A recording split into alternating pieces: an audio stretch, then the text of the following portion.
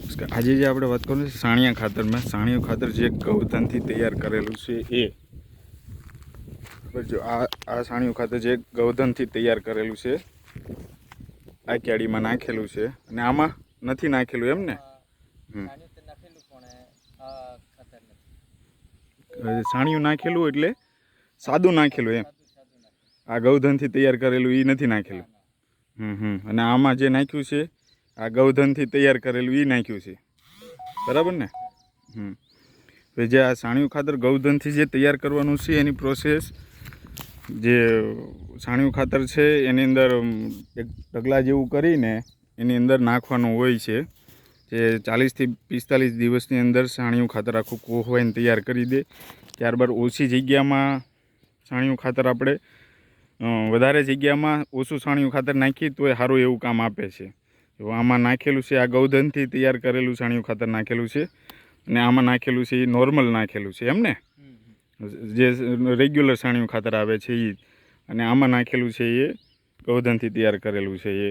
એટલે કે ગૌધનથી તૈયાર કરેલું સાણિયું ખાતર નાખીને ત્યારે સાણિયું ખાતર ભલે ઓછું આવે છતાં પણ કેટલો રિઝલ્ટમાં ડિફરન્સ છે એ જુઓ.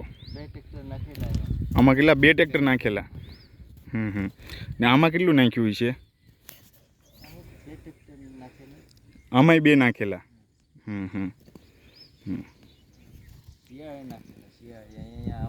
આ તો ડેમોમાં આપણે તૈયાર કરેલું હતું એટલું જ હતું ને? થોડુંક ડેમોમાં જ તૈયાર કરેલું હતું એટલા માટે. હવે આવતા વર્ષે કેવી રીતના કરવાનું છે? હા, જે શું કે ઉકળો કયો કે શું કયો તમે એને? હા, તો ઉકળામાં જ આ નાખવાનું આવે એટલે સાણિયા ખાતર હાથે 40-45 દિવસ જ્યારે ખાતર કાઢવાનું થાય 40-45 દિવસ અગાઉ ખાતર હાથે મિક્સ કરવાનું હોય છે, બરાબર? તો કેમ લાગ્યું કેસાલાલ?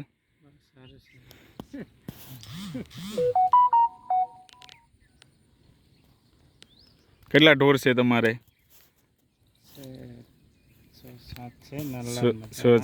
6-7 છે.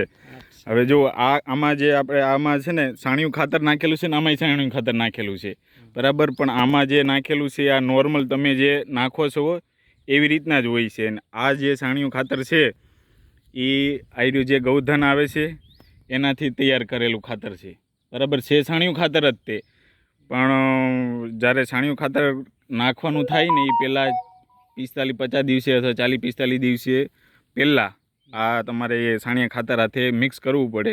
એટલે જે તમારો ઢગલો હોય એમાં લાકડી ઘોંકી થોડુંક આમ તેમ કરીને અંદર પાણી રેડી દેવાનું એટલે એ નીચે સુધી જતું રહે એમ.